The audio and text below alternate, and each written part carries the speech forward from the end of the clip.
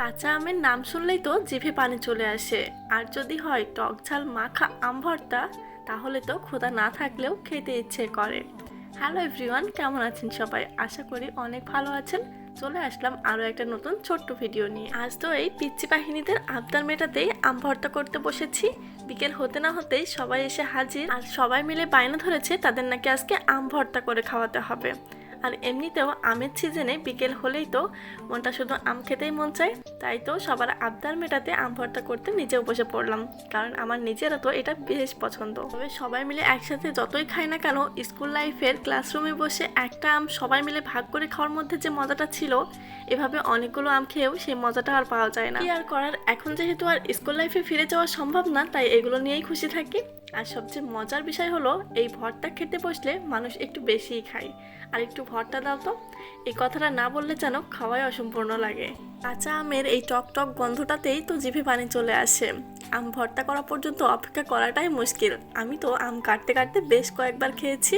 ভর্তা করার আগেই ভীষণ টক, তারপরেও ভীষণ লোভনীয়। আর সবাই মিলে এক জায়গায় বসে খেতে খেতে সবাই যে এত বেশি গল্প করা হয়, আড্ডা দেওয়া হয়, এটাই তো সবচেয়ে স্মরণীয় মুহূর্ত। আর এই আম ভর্তা এমন একটা জিনিস যেটা যত সিম্পল তত বেশি লোভনীয়।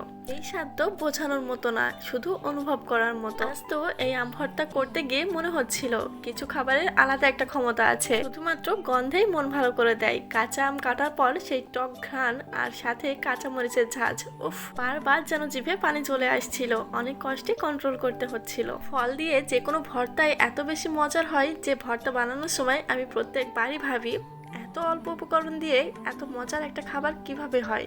শুধু আম, মরিচ, পেঁয়াজ, লবণ আর একটু সরিষার তেল, অথচ সেই স্বাদ একদম মন জয় করে নেওয়ার মতো। আমাদের বাঙালিদের ভর্তার প্রতি ভালোবাসাটা সত্যিই অন্যরকম। বাসায় যত ভালো খাবারই থাকুক না কেন, পাশে যদি একটু টক ঝাল ভর্তা থাকে, তাহলে পুরো খাবারটার মজাই বদলে যায়। ভর্তা করতে যে সরিষার তেল, সেটা অনেকক্ষণ ঝাঁকিয়ে একটুখানি পেয়েছি, সেইটুকু দিয়ে আজকে কাজ চালিয়ে নিচ্ছি। আর করার নাই, মামার থেকে তো কানা মামাই ভালো। একেবারে না দেওয়ার থেকে যে একটু পেয়েছি ওইটুকুই দিয়েছি। আমার কাছে তো ভর্তা মানেই একটা ইমোশন। আর যদি থাকে এরকম টক ঝাল মিষ্টি আম ভর্তা, তাহলে তার কোনো কথাই হবে না। এখন আমি ভিডিওটা দেখতে দেখতে ভয়েস দিচ্ছি, তারপরেও আমার জিভে অনেক বেশি পানি চলে আসছে। আমি ভয়েস দিতেই পারছি না ঠিক মতো, তারপরেও দিতে হচ্ছে।